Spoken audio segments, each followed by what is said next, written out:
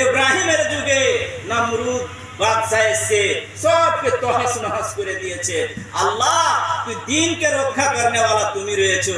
তাই আপনাদের কাছে আমার আবদার যে এই মাদ্রাসাতে একটা করে পাঙ্খা, একটা রুমের 6টা লোক হবে না, একটা করে পাঙ্খা নাই বাবজিরা, একটা করে পাঙ্খা। কোন মা খালাদের তরফ থেকে মা মরে গেছে দরদ নেই, বাপ মরে গেছে দরদ নেই, নাই জি বাপরা নাই কেউ। সুবহানাল্লাহ।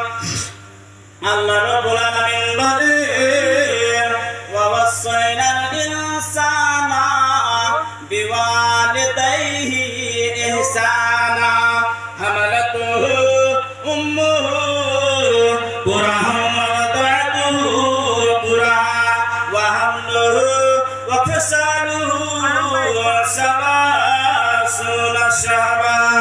আল্লাহ বলছেন ওরে কুমরিগের বান্দা এবং বান্দিরা তোরা কর্মপাত করে শুনবে।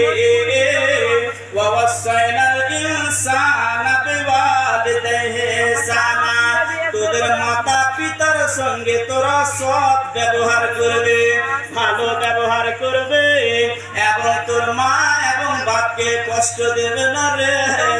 এত দুঃখের ঘটনা রে, বাপ চলে গিয়েছে, মা চলে গিয়েছে, কষ্ট করা জমিতে তোরা খাচ্ছে এবং কষ্ট করা ডিহিতে তোরা বসে বসে তোর পোতারা তোর বেটারা খাইছে রে। আর মা কবরে শুয়ে আছে, বাপ কবরে শুয়ে আছে, বেটার দিকে তাকায় আমি কষ্টতে আছি, 10 টাকা দান দিতে গেলে আমার কবরের আযাব দূর হবে। কোনো একজন বান্দা নাই, কোনো একজন বান্দি নাই যে আমার আব্বার জন্য আমার মায়ের জন্য একটা সিঙ্গেলপুরের মাদ্রাসাতে পাঙ্খা দান করবে।